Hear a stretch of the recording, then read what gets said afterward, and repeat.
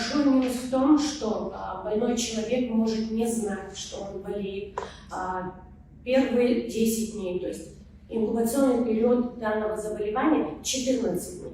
И только после проявления первых симптомов заболевания и до них 2 дня человек является заразным для окружающих, но не знает, что он был носителем данного инфекционного заболевания. Кори не имеет специфического лечения. Лечение кори симптоматическое. Но самое тяжелое – это осложнения, которые возникают после перенесения этого инфекционного заболевания.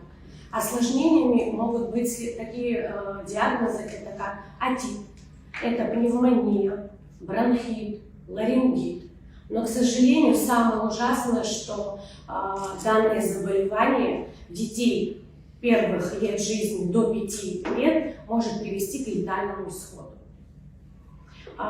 Группа риска – это те дети, которые не вакцинированы, а также дети, которые с ослабленным иммунитетом, те или иные патологии у детей могут быть, пороки развития, и поэтому такой больной ребенок может быть наоборот податлив к данному заболеванию, его надо наоборот защитить.